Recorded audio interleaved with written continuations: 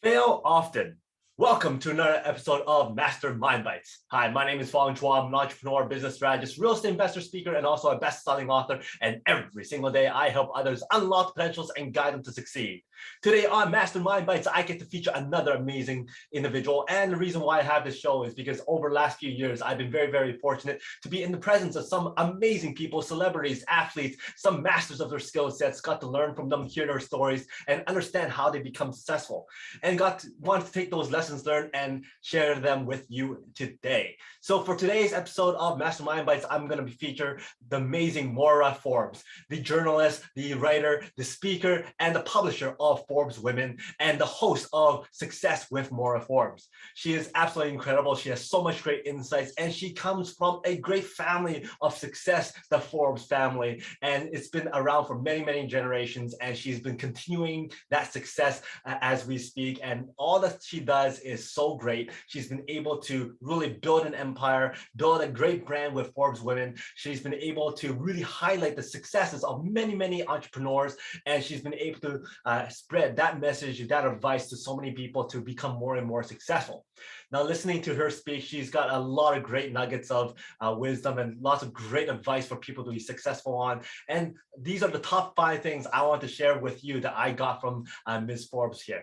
Number 1 is authenticity. Allows you to connect. Number 2 is always think about starting small. Don't start with a whole bunch of stuff at once. Number 3, sometimes your greatest strength could in fact be your weakness. Number 4, find that space and fill it. Number 5, stories absolutely sells. And I'm going to give a bonus one. Number 6 is give yourself some credit. Give yourself a break sometimes. Don't be too hard on yourself. So going back to number 1, authenticity is the number 1 thing that she stresses all the time. Yes, sometimes it's very intimidating trying to share all this stuff with people that you may or may not know. But the thing is, when it comes to authenticity, it allows you to connect. Once you're able to connect, you're able to engage and build trust with your audience, with your community. You get to build that followingship and got to be able to get people to really know who you are and really build that trust with that community. Once you have that authenticity, you're able to allow your passion to really show through. And then when your passion is there, your creativity is going to be able to come out as well. So that authenticity, even though sometimes it's very, very intimidating for you to share, is absolutely number 1 because it leads to engagement, leads to connection, leads to trust, leads to that passion that you get to share. And then once you have that, your creativity is allowed to be able to shine, and you're going to be able to find different solutions because your creativity is going to be there. If you're not authentic, sometimes that creativity gets stunted. If you're not authentic, people don't trust you very much. So you have to be authentic. It's absolutely number 1 on her list. Number 2 is something that I heard about when she was starting her social media stuff. And she started on Twitter, she was able to build that up, and then she was able to branch out to other platforms. And that was her number 1 thing as well. She was telling people, you know what, there's so much stuff out there. Don't bombard yourself. Don't start yourself with so many different platforms. Pick one, start small, and build from that platform and expand on other things. Understand, play with it, learn from it. And then from there, take those lessons and apply to the next platform and the next platform and the next platform. And that applies to everything else as well. Don't start off too big. Don't go out there and go, oh, I'm going to do this, and all that stuff, because you're not going to be able to focus on all the things that you start. So start off small, start with one at a time and build from there, get comfortable with it, tweak it, learn from it, become a perfectionist on it, and then keep on going and keep on expanding. So start small and expand. Number 3, sometimes your greatest strength could in fact be your weakness, or it could be your challenge. With the Forbes brand, it's absolutely amazing. And they found that, yes, that brand was so big, but also kind of alienated a certain group of people.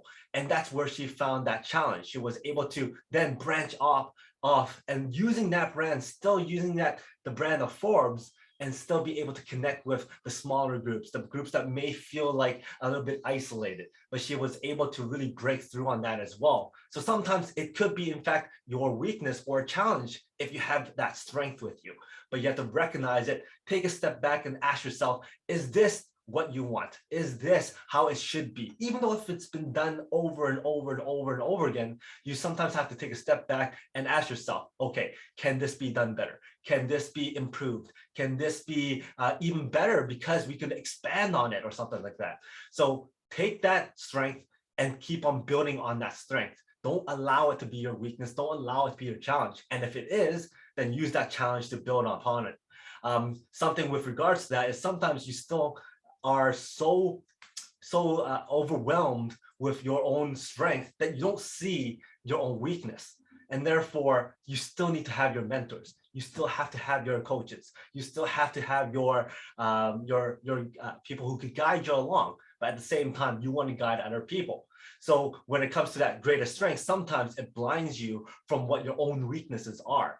So therefore, you still need to find your own mentors, your own coaches, but at the same time, pass that kind of mentorship, pass those advices to other people as a mentor to other people. So that's very, very important. She understands the pure importance of mentorship and coaching because sometimes that strength really clouds your judgment and becomes a weakness. So you don't want that. You want to still be able to bounce ideas off of each other.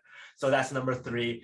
Sometimes your strength could in fact be your weakness, but you could offset that by taking a step back, having those mentors around you and asking those questions. Is this what we want to do? Do we want to build on this? Number 4 is finding that space and fill it. When it comes to Forbes, there was something that was missing.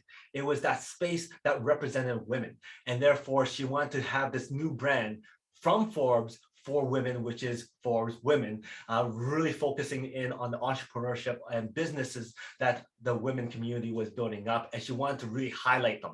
She saw that opportunity that wasn't there before, and now she was able to fill that space. So when it comes to entrepreneurship, it's really finding that space, finding that opportunity. Don't go into entrepreneurship thinking, oh, you know what? I just don't want to work for a boss. I want to be able to dictate my own hours. That's not the right way of going about it. You go into entrepreneurship because you see an opportunity. She found a space, she found an opportunity, and she went out and filled it. Same with entrepreneurship. You find an opportunity, become an entrepreneur, and fill that space. And that's where that mindset comes from of entrepreneurs. Number 5 is stories absolutely sells. And that's one of the biggest things that she loves about being who she is, because she gets to be able to go out and interview different people, especially as a journalist, especially as a writer, and especially as the host of Success with MOIRA Forbes. She's able to really get into the stories of successful individuals, successful women entrepreneurs, and find out what they did to become successful. And the one thing that she finds very, very in common with a lot of them is that a lot of them failed often. So the thing is, lots of people need to fail often to become successful because you grow from it. And that's the type of story she loves the most.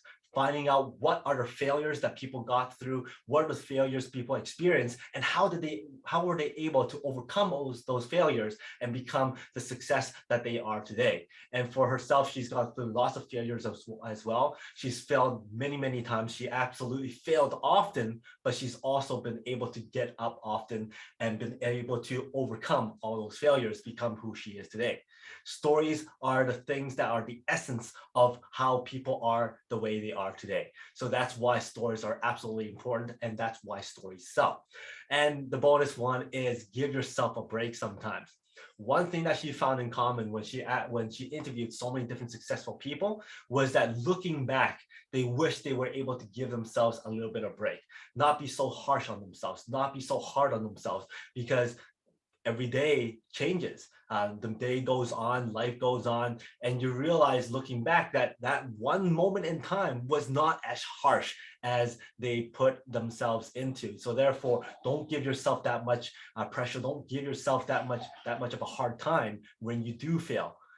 Overcome it, learn from it, and build upon it. So those are the 6 things I've learned from MOIRA Forbes here. And she was absolutely very down to earth, lots of great advice. Those are the top things I wanted to share with you. Recapping again, number 1, authenticity absolutely allows you to connect and also allows you to really engage with your community and builds that trust. Number 2, start small. Pick something first, work on it, tweak it, learn from it, build on it, and then expand to other platforms. Number 3, sometimes your greatest strength could be your weakness. Don't let that strength blind you. Still surround yourself with those mentors and those coaches that could help you guide you along, but at the same time, guide other people with you as well. Number 4, find that space, find that opportunity and fill it. Act on those opportunities and build on those opportunities. Number 5, stories absolutely sell. Stories are the ones that allows you to learn from it because those stories usually highlights the failures and how people are able to overcome those failures. Fail often. And then finally, number 6 is don't be too harsh on yourself, because looking back, many people looking back realize that it's not as harsh as they once thought. So give yourself a break sometimes. So those are the 6 things that I thought was very, very important that we can apply to our daily lives and also our business lives as well. Hopefully you learned something about MOIRA Forbes and also got some great content from today's episode. If you like today's content, please go back and watch some of my other episodes on Mastermind Bites. And if you like this show, go back and watch some of my other shows, the Peak Potential Success Show, the Unlocking Your Mind Behind Make More Work Less, and of course, the Make More Mind Bites that's up every single week. Thank you very much for your support, your likes, your subscriptions, your comments. I love seeing those comments. And until next time, today is the day to unlock your peak potential. I'll see you later.